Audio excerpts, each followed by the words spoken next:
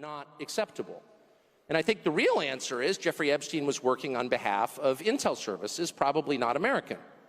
And we have every right to ask, on whose behalf was he working? How does a guy go from being a math teacher at the Dalton School in the late 70s with no college degree to having multiple airplanes, a private island, and the largest residential house in Manhattan? Where did all the money come from? And no one has ever gotten to the bottom of that because no one has ever tried.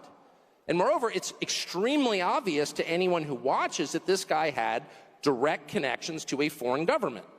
Now, no one's allowed to say that that foreign government is Israel because we have been somehow cowed into thinking that that's naughty.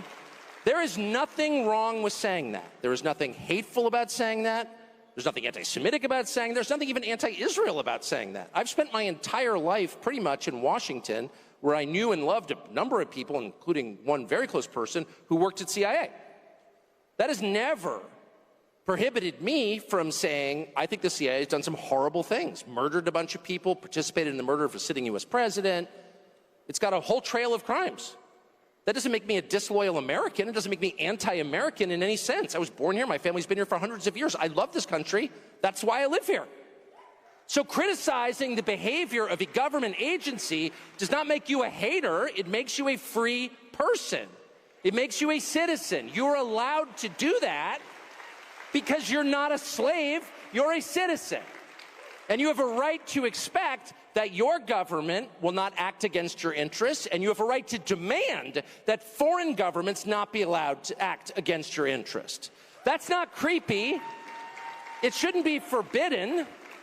And yet all of us have trained ourselves to believe that you can't say that somehow, that that's like too naughty and forbidden. And the effect of making that off limits has been to create a lot of resentment, and I'll say it, hate online, where people feel like they can't just say, like, what the hell is this? You have the former Israeli prime minister living in your house.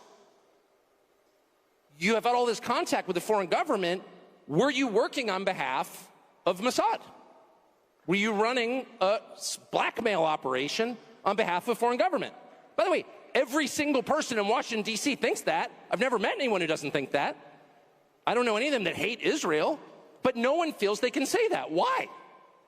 And I think the longer that we play along with it, the more subterranean and creepy and hateful the conversation actually becomes. So I think it's better just to say it right out loud. Did this happen? And of course, that question has been asked to the government of Israel, and their answer is, we're not going to tell you.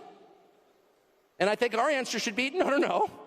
As long as we're sending you money, if you were committing crimes on our soil, we have an absolute right to know, did you do this or not? And yet everybody has been so brainwashed into thinking that's somehow an expression of hate or bigotry, when it's not.